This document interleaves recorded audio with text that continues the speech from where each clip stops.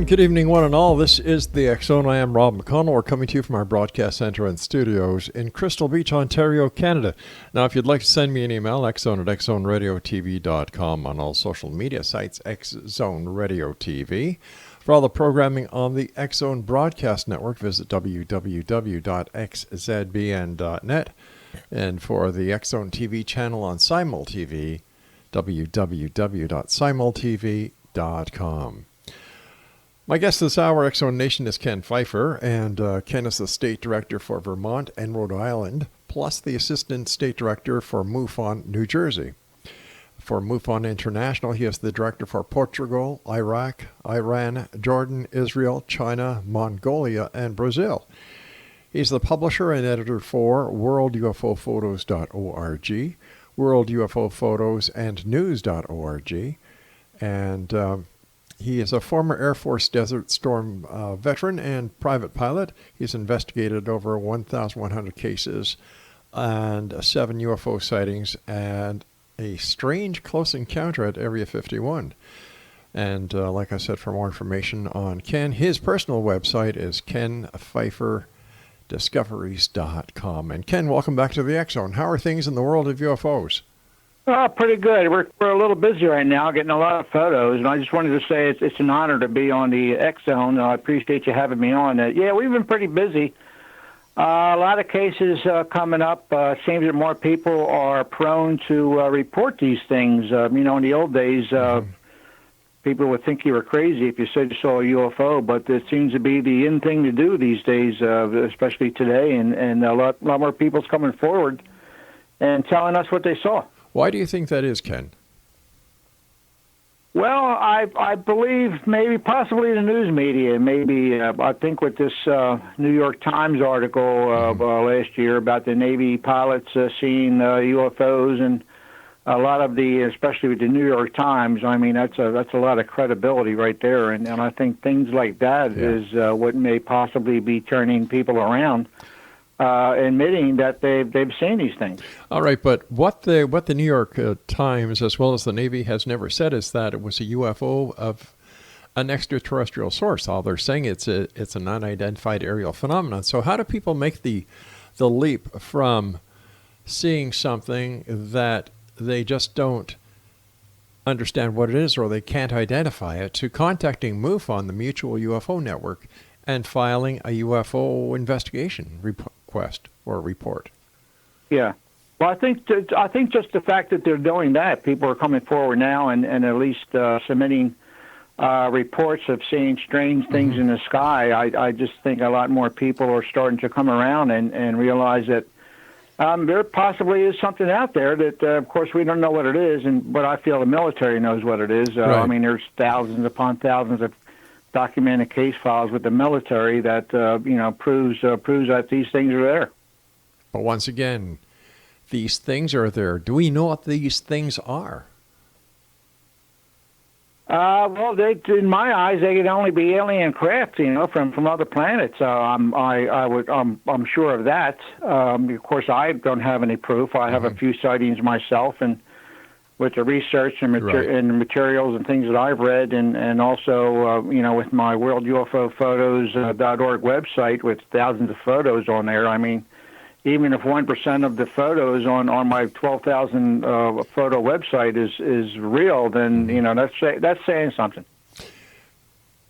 Okay, so besides the New York Times reporting of the alleged Tic Tac, what are some of the latest UFO cases that have been coming to your attention, Ken?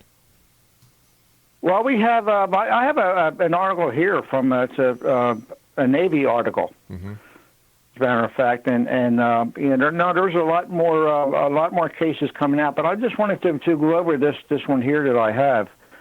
It's very interesting. Basically, what the Navy is doing is they're changing their procedures about reporting these crafts.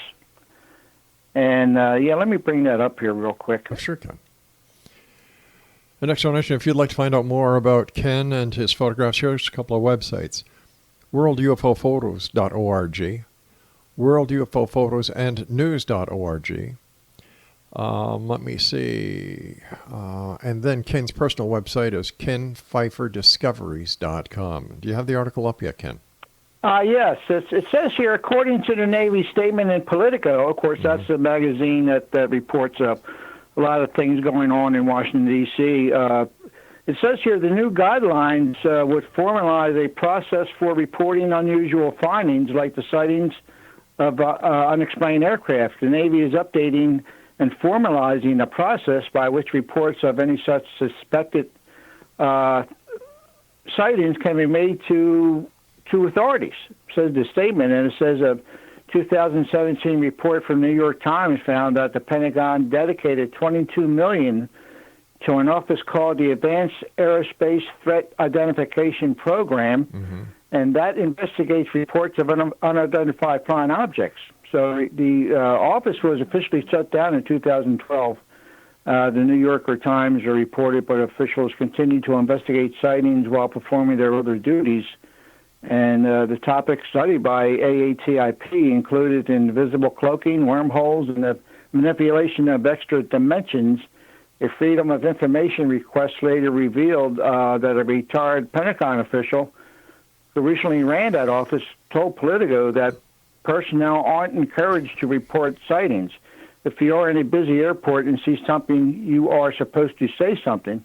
With our military members, it's kind of the opposite. If you see something, don't say something. So apparently enough incidents have occurred in various military-controlled ranges and designated airspaces in recent years to prompt the military officials to start asking about the claims. And Navy officials and pilots have responded with formal briefings. So, it just goes to show that the Navy is finally, well, I feel that the military, especially in the Navy, have been investigating these sightings since day one. I mean, it'd be crazy not to. But why is it just the Navy that's coming out with this instead of the Air Force? Because wouldn't the Air Force have more clout when it comes to investigating something in the air than the Navy would? You would think so. I think that the Air Force does have something very similar to this. Of course, they, from what I understand, they haven't published anything to that fact. But as we all know, they're investigating these things, and eventually they'll come out and admit it. I feel. So, do you think disclosure is at hand?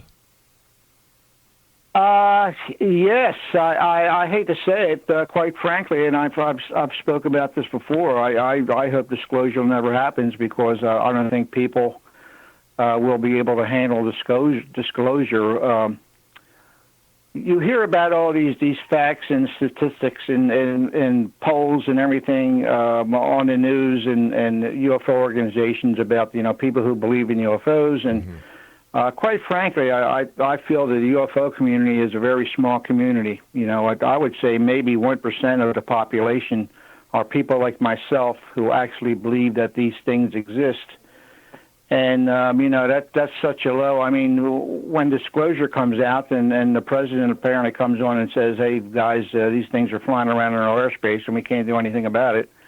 I think at that point in time, the other 99% of the people, they just wouldn't be able to handle it. But what would happen, Ken, if the president came out and said, listen, all these UFOs that you've been talking about over the years, here are the real facts. And he comes out with A, B, C, D, E, F, G, proving that they're not extraterrestrial, that they are in fact known military projects that have been sanctioned by the Air Force, the Navy, the Department of National Defense, and that there's no ET connection whatsoever. What happens then? Well, basically the same thing that's happening right now on CNN and all the other news agencies. They'll say probably say it's a big lie, and quite frankly, I think everyone would see through that. But what happens if these alien craft, these UFOs, they've been around for hundreds of years. But what happens, Ken, if it's the truth? Well, it would be the truth, but I just don't think people would. I don't know if they would really believe it or not, but again, saying that people that would believe it, I don't think that they would be able to handle the truth. I think the stock markets would crash and And All right, Ken, I think people would be jumping out of windows. Ken, stand by. We've got to take our break. And Exo Nation, if you'd like to find out more about our guest this hour, when we come back from this break, we'll give you some websites that you can go and check out. This is the X Zone. I am Rob McConnell. Ken PFEIFER's our special guest. And Ken and I will be back on the other side as we continue here in the X Zone from our broadcast center and studios in Crystal Beach, Ontario, Canada. Don't go away.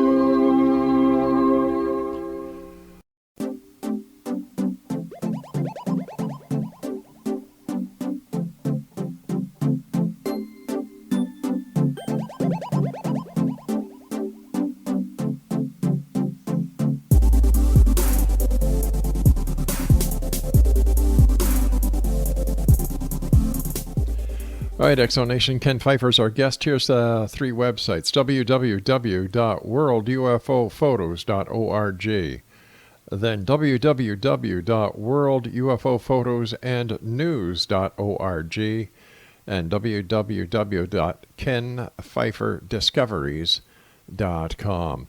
Ken, before we went to the last break, you were painting a scenario that that people could not handle the truth if the ETs were real, if UFOs were from another planet, and this all came in disclosure. And you even said that you think the stock market would crash and that people would be jumping out of buildings. Yes, I think religions would be in turmoil. Mm-hmm. I just think people, especially the people that's on the fence, and the people who think that this UFO phenomenon is a hoax, it's stupid, it can never happen. I think it's people like that, they're the ones who would just be, there would be panic. I think the first thing that everybody would do, if you want to make some money, you invest in the gun manufacturers, because I think that's the first thing that people would do, I hate to say, is to go out and buy a gun. Well, listen, not Ken, that it would ever do any good, but at least you have that security of having a gun in your house because of these aliens. I know that sounds crazy, but it does. I think that's what would happen. Well, if these people, if they do exist, can travel across galaxies and universes to get here, right? Wouldn't having a gun be rather fruitless? It would. It would be fruitless unless they want to use it on themselves. But that's another story.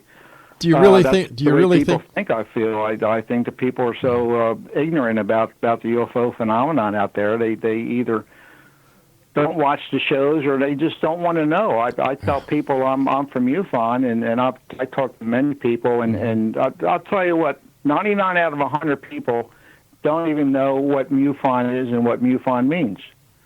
So that's telling me right there that there's large percentage of the population that are just out of the loop. They don't want to know. They don't care.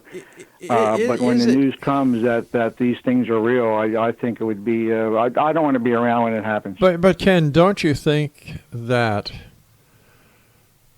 it is the norm that people really don't buy into the UFO phenomenon because there is so much hype and disinformation that is being spread by the UFO communities themselves, as well as these television shows? Yeah. Well, no, that's true. I feel that. Well, Hollywood has made a fortune. I don't want to say a joke out of the whole subject, but some of it's really kind of hard to believe what they produce on some of these movies. But they really haven't helped the cause any. But then again, there are some movies out there that are very convincing, and quite frankly, I think the Tom Cruise movie War of the Worlds, I thought it was pretty incredible. But I think that kind of hit the nail on the head. Well, that War of the Worlds was a remake of the. Oh yeah, of course. I've seen the original War of the Worlds, and that was pretty. That's when I was born in 1950, so I was basically raised with all of these monster movies and UFO movies, and these are the things that kind of piqued my interest over the years. Right. And it's just it's just incredible what Hollywood has done with the special effects and everything else. But like the movie Signs with Mel Gibson, I thought that kind of hit the nail on the head right there with that movie. I understand for those who want to believe there is no shaking their tree. I know that, and I can appreciate that. But what about the majority of the population who really doesn't buy into it? Well, they don't want something else to worry about, I guess. I mean, when you really sit down and think about it, just thinking that there's possibly alien crafts flying all over the sky, they're buzzing aircrafts, they're buzzing military planes are flying over ships. I mean, just the thought of aliens are in our skies would be enough to make anyone panicky. I guess should give a lot of people a lot of fears to being alive on the earth. And I think people this is just their way of blocking it out of their head. They don't want to know, they don't want to see, and they don't care. So I think that's their way of dealing with it. But what if they're right and you're wrong? Well, there is that possibility. It's a 50-50 chance. Oh no, of course there is. I had my gun ready, so yeah, and of course. Hey, from what I've seen and heard over the years, anything is possible. But what have you seen that has convinced you, Ken? Well, like I said, I've got 7 sightings myself. I had my first sighting in 1974. It was a metallic. Was a large glowing turquoise disc that flew over our car at about maybe 200 or 300 feet, and wow! And as a matter of fact, the next day, the Dufferin Woodbury Times they had an article about some policemen and some witnesses saw a UFO flying around the sky that night. So it's just things like that, and then some of the other sightings I've had that at least proves to me that there's. Of course, I'd be foolish to say I'm 100% convinced, right. But it's that's more than enough evidence for me to realize that there's something strange going on in the skies. Now you sent us 4 photographs that you want to talk about, and we're going to be putting them on the screen later on today. So tell us about those 4 photographs. Well, this came up last year. This was October of 2018. Apparently someone posted this video. And as a matter of fact, this video, this case was given to MUFON. This person here, what they did is they submitted the case to MUFON with photos that they had extracted from the video and the full video. And quite frankly, what MUFON has done is they classified this case as a hoax. Mm-hmm.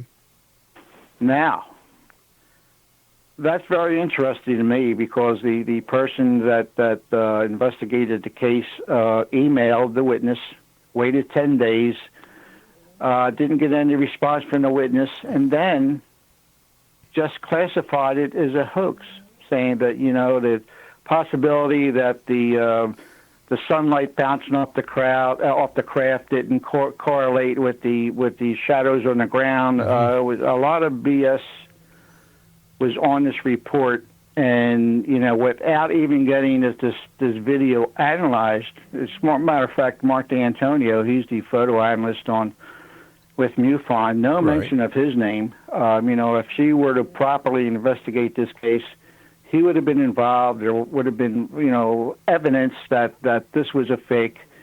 And quite frankly, I feel that she buried this, and that happens a lot with MUFON, I hate to say. Why do you think this is happening? So am I detecting some dissension within the ranks at MUFON?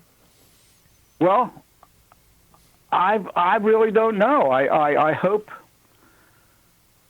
I think that a lot of these investigators, and including myself, I don't know it all.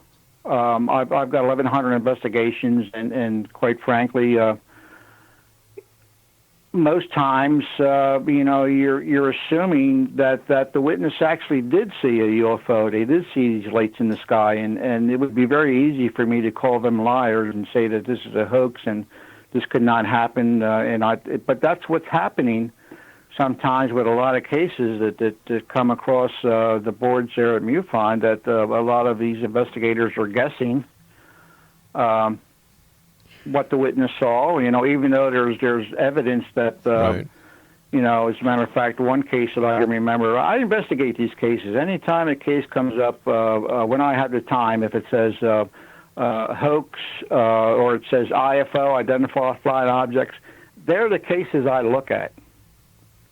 And I'd look to see if the investigators have done their job.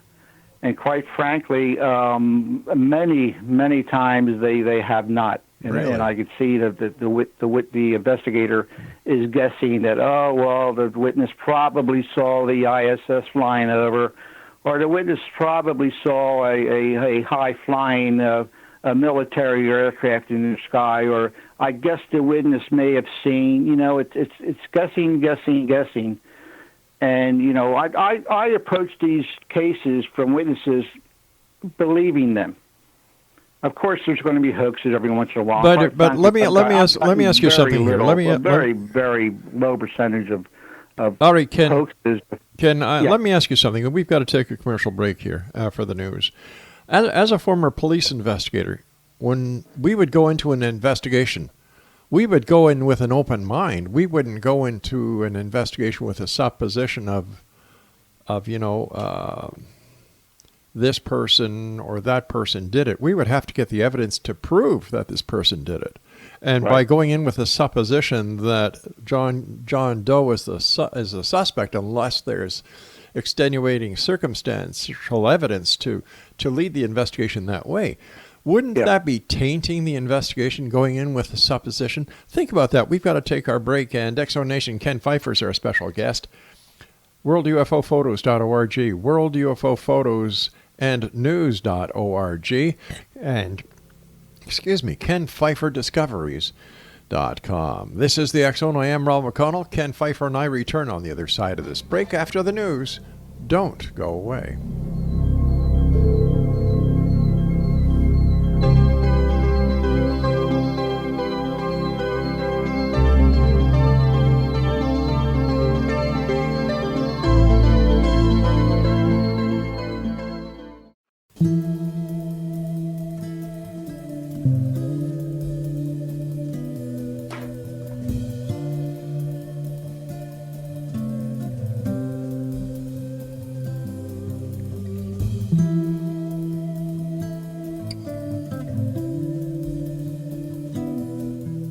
Ken PFEIFER is our special guest. Now, Ken is the state director for the state of Vermont and Rhode Island, plus the assistant state director for MUFON, New Jersey.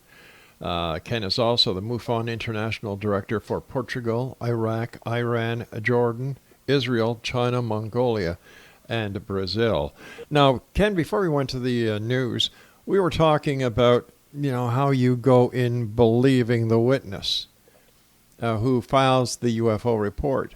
And it seems that you disagree with some of the findings of other investigators. And I brought up a point that I caught on that I found rather strange when you said you go in believing the witness or the sighting itself.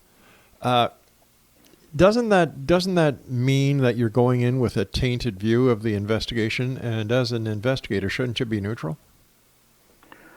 Well, yes. What I really meant to say, Okay. what I said, I'll stand by. But on top of that, we have more to gain by going into an investigation and believing a witness than automatically going into an investigation and not believing a witness because we feel that these things don't exist.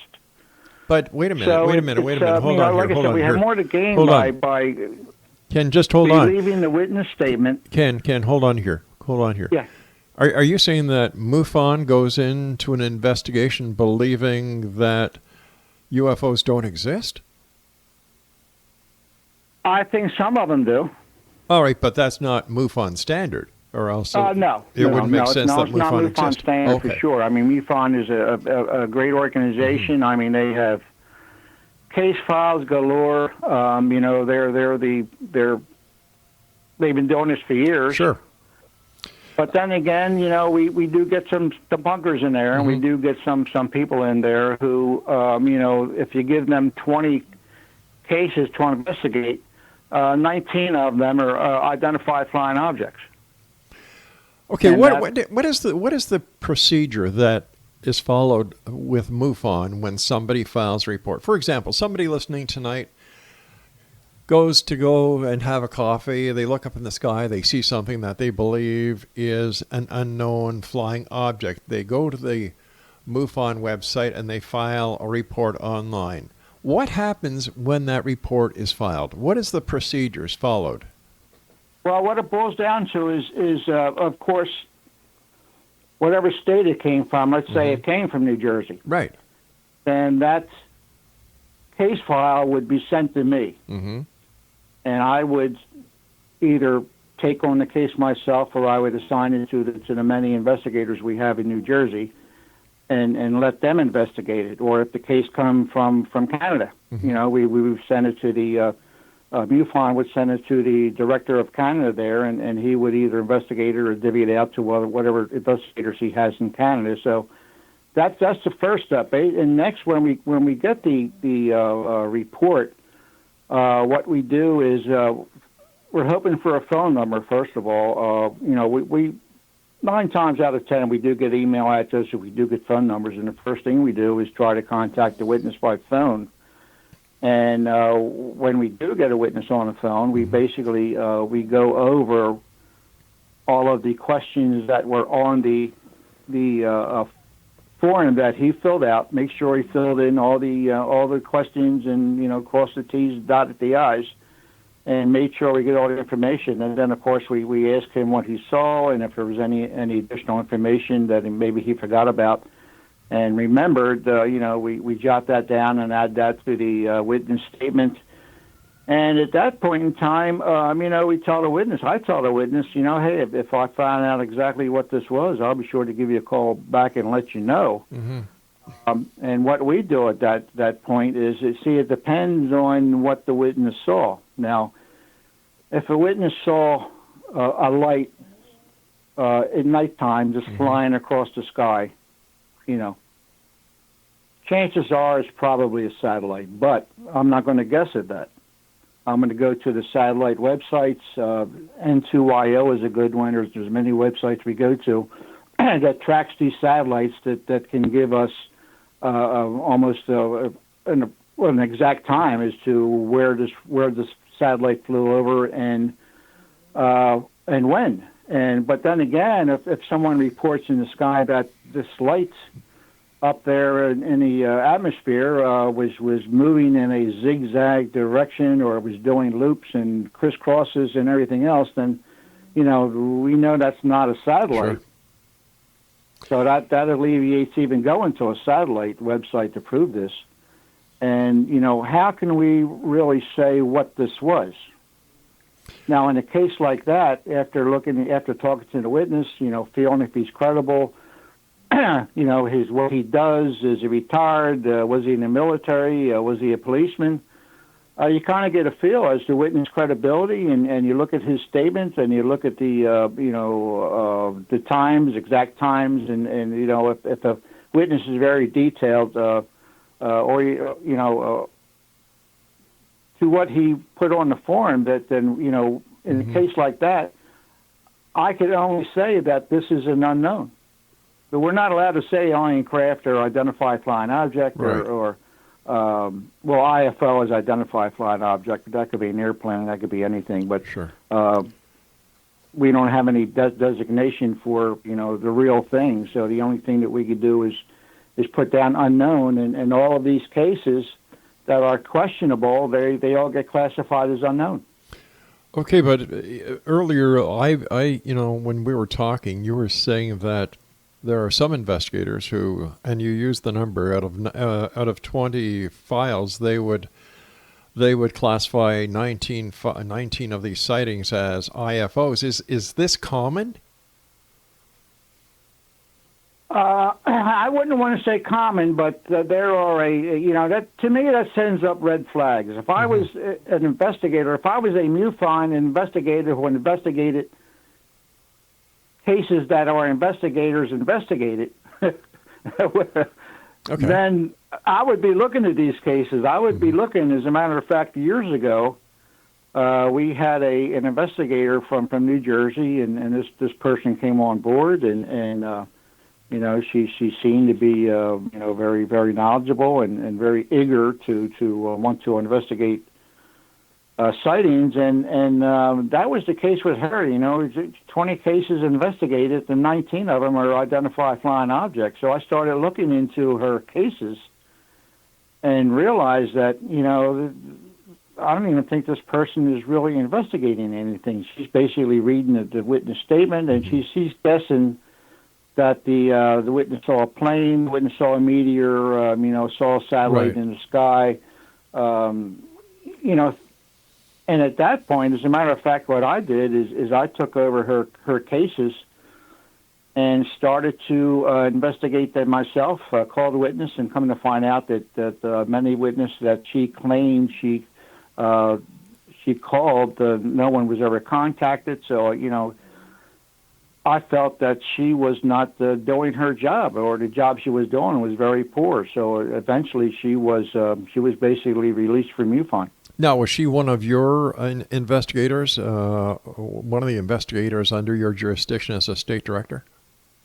Well, back then I was only just a state section director, but George Fowler from almost day one asked me to assign the cases, and that's what I've been doing since 2006, 2007 is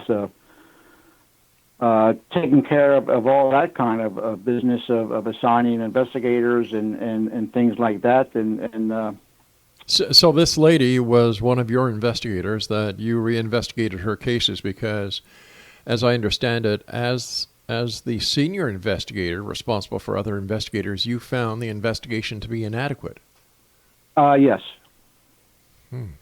Who trained her? Well, nobody really trained you.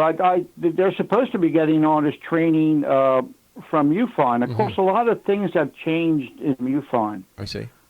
Essentially, back then, this was, 2008, 2009, MUFON didn't have a whole lot of training criteria as they do today. Yeah. MUFON has the MUFON University, and you go here to learn this and that, and it's very detailed and very, very. It's really an incredible system that MUFON has set up. But they should have done this 20 years ago. Well, another thing we have to take into consideration is that all of the investigators and everyone at MUFON is a volunteer. Oh, they are. Yeah, they pay for everything out of their pockets, so...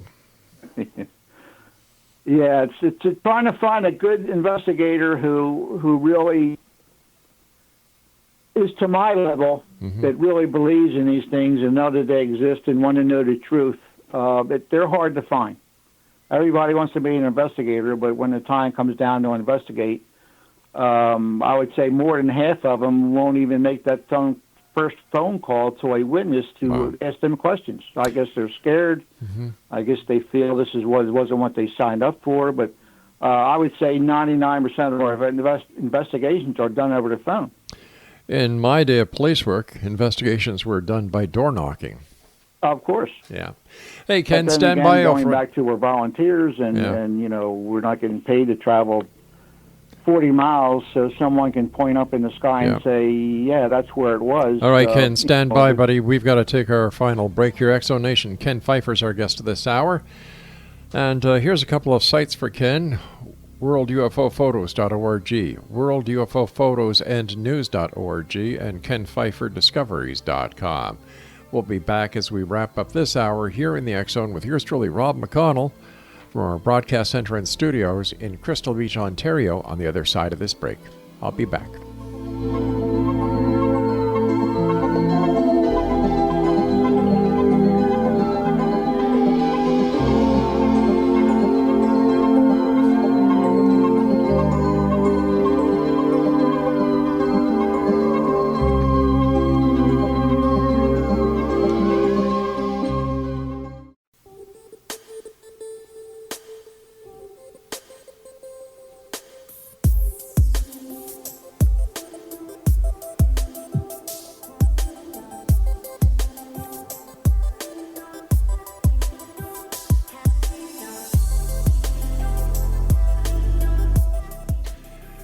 Explanation, Ken Pfeiffer is our guest this hour, and as I've been saying, he is the state director for MUFON for the state of Vermont and Rhode Island, plus assistant director for MUFON New Jersey. He's also the international director of MUFON for Portugal, Iraq, Iran, Jordan, Israel, China, Mongolia, and Brazil.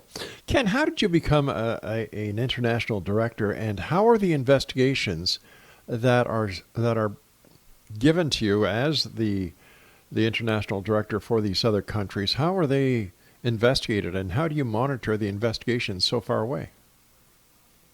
Well, essentially, I've with the work I do, I'm usually busy. I do a lot of UFO stuff, and I get bored sometimes, so I started looking into the international cases. And this was years ago now, and I come to find out that very, very little of these international cases are being investigated at all. So I started to inquire, and I started to ask around, and they finally started to assign cases to different people, and they assigned some cases to me, and I did I closed many cases out. The only problem with these old cases are the email addresses. Well, forget about phone calls because I'm not going to call Turkey. But we do these investigations through the email, and I usually give the witness 3 or 4 tries. I email the witness 3 or 4 times. If they haven't gotten back to me, then I can assume that either they don't want to talk to me or the email address is bad or something. So I just write the case off as information only.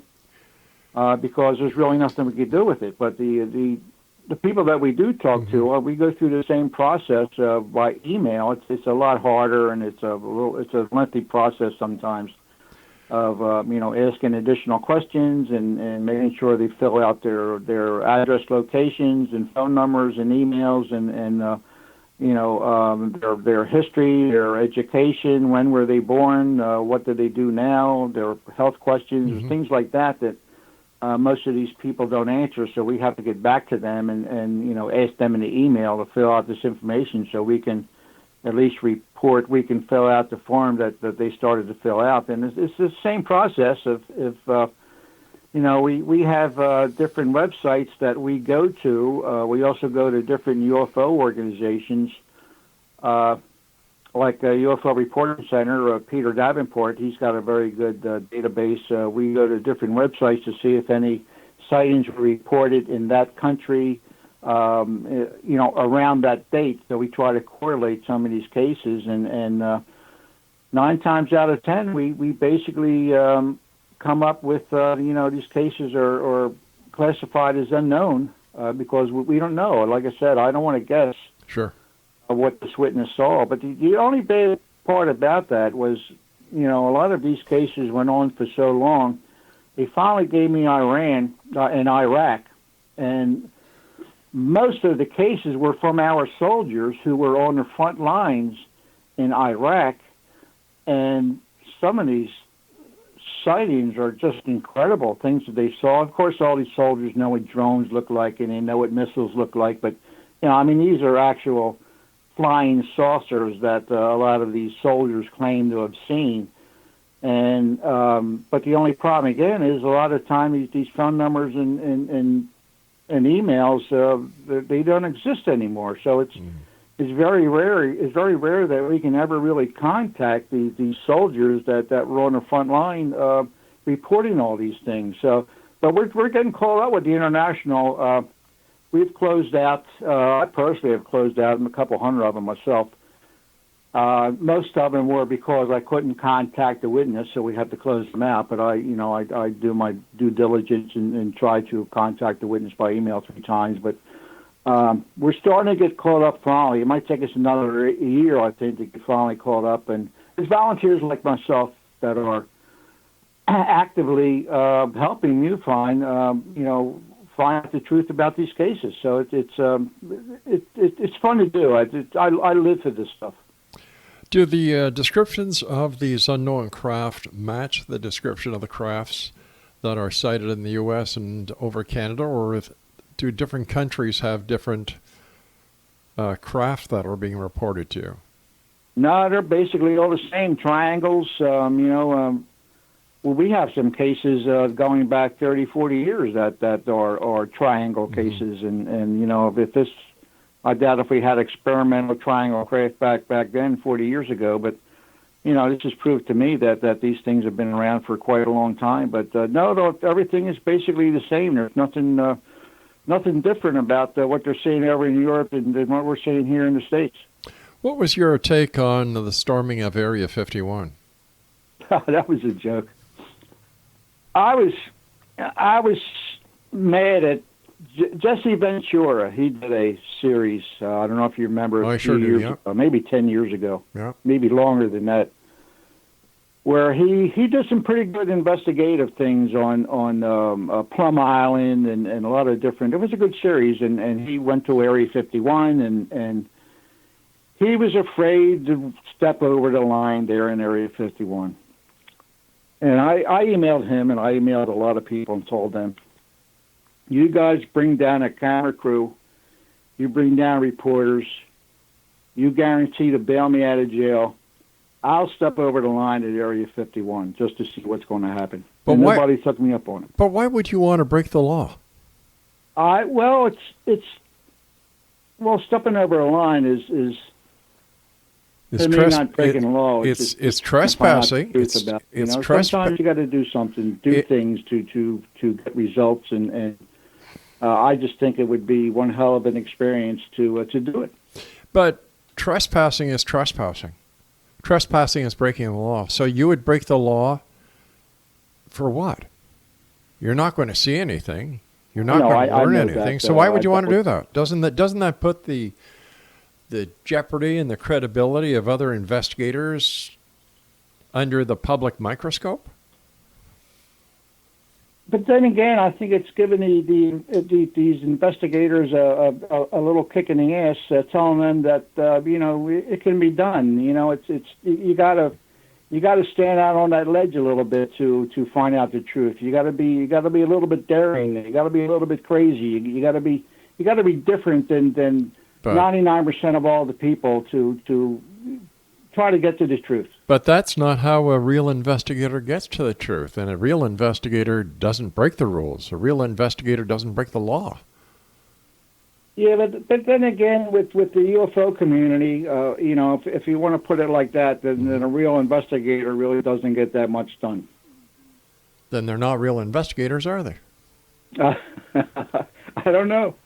You could be right. I'm not really sure. That's just my theory. If you want to, if you want to get something done, sometimes you got to stick your neck out and to. I agree that that bad results, but get results. I agree. You stick your neck out, but I totally disagree with breaking the law. If the sign says private property, stay off. You stay off.